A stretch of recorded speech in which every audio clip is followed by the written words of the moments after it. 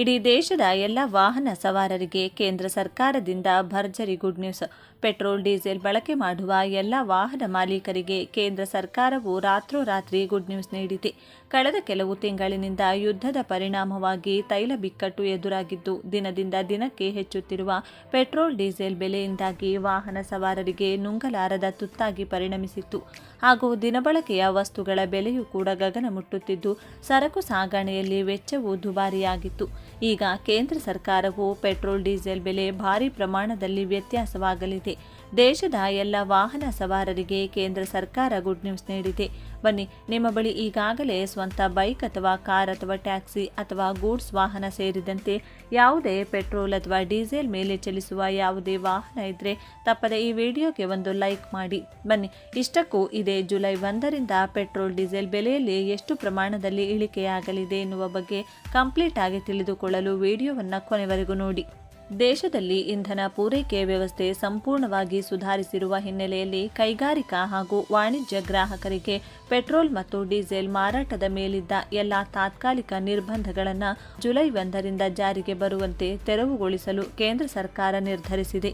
ಇದರೊಂದಿಗೆ ಚಿಲ್ಲರೆ ಇಂಧನ ಮಾರಾಟ ಬಂಕ್ಗಳಲ್ಲಿ ವಾಹನಗಳಿಗೆ ದಿನವೊಂದಕ್ಕೆ ನೀಡಲಾಗುತ್ತಿದ್ದ ಡೀಸೆಲ್ ಮಿತಿಯು ಕೊನೆಗೊಳ್ಳಲಿದ್ದು, ಇಂಧನ ಮಾರುಕಟ್ಟೆ ಮತ್ತೆ ಯಥಾಸ್ಥಿತಿಗೆ ಮರಳಲಿದೆ. ವಾಹನ ಸವಾರರಿಗಿದ್ದ ದಿನದ 200 ಲೀಟರ್ ಮಿತಿ ಅಂತ್ಯ. ಮಧ್ಯಪ್ರಾಚ್ಯದಲ್ಲಿನ ಸಂಘರ್ಷದಿಂದಾಗಿ ಜಾಗತಿಕ ಪೂರೈಕೆ ಸರಪಳಿಯಲ್ಲಿ ಏರುಪೇರಾಗಿತ್ತು. ಇದರಿಂದಾಗಿ ಸ್ಥಳೀಯವಾಗಿ ಇಂಧನ ಕೊರತೆ ಉಂಟಾಗುವುದನ್ನು ತಡೆಗಟ್ಟಲು ಕೇಂದ್ರ ಪೆಟ್ರೋಲಿಯಂ ಸಚಿವಾಲಯವು ಜೂನ್ 12ರಂದು ಮೋಟಾರ್ ಸ್ಪಿರಿಟ್ ಮತ್ತು ಹೈಸ್ಪೀಡ್ ಡೀಸೆಲ್ ಆದೇಶ 2026ರ ಅಡಿಯಲ್ಲಿ ತಾತ್ಕಾಲಿಕ ನಿಯಂತ್ರಣ ಹೇರಿತ್ತು. ಇದರನ್ವಯ ವಾಹನವೊಂದಕ್ಕೆ ದಿನಕ್ಕೆ ಗರಿಷ್ಠ 200 ಲೀಟರ್ ಡೀಸೆಲ್ ಮಾತ್ರ ನೀಡಲು ಮಿತಿ ವಿಧಿಸಲಾಗಿತ್ತು.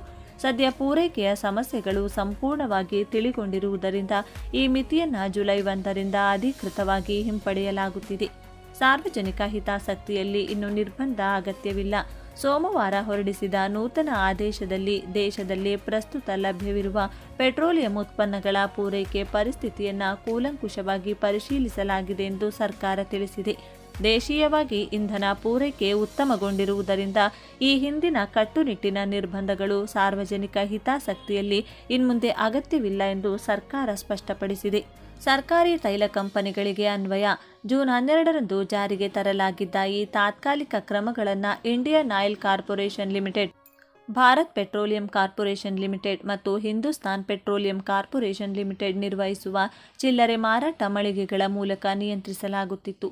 ಸಾರ್ವಜನಿಕ ಹಿತಾಸಕ್ತಿ ಹಾಗೂ ನ್ಯಾಯಯುತ ಬೆಲೆಯಲ್ಲಿ ಇಂಧನದ ಸಮಾನ ವಿತರಣೆಯನ್ನು ಖಚಿತಪಡಿಸಿಕೊಳ್ಳಲು ಅಂದು ಈ ಕ್ರಮ ಅನಿವಾರ್ಯವಾಗಿತ್ತು ಎಂದು ಸರ್ಕಾರ ಹೇಳಿದೆ. ಆದರೆ ಈಗ ಪರಿಸ್ಥಿತಿ ಸುಧಾರಿಸಿರುವುದರಿಂದ ಜೂನ್ 12ರ ಅಧಿಸೂಚನೆಯನ್ನು ಪೆಟ್ರೋಲಿಯಂ ಸಚಿವಾಲಯವು ಜುಲೈ 1, 2026ರಿಂದ ಪೂರ್ಣವಾಗಿ ಹಿಂತೆಗೆದುಕೊಂಡಿದೆ. ಇದರಿಂದಾಗಿ ವಾಹನ ಸವಾರರು ಹಾಗೂ ಕೈಗಾರಿಕಾ ವಲಯ ನಿರಾಳವಾಗಿದೆ.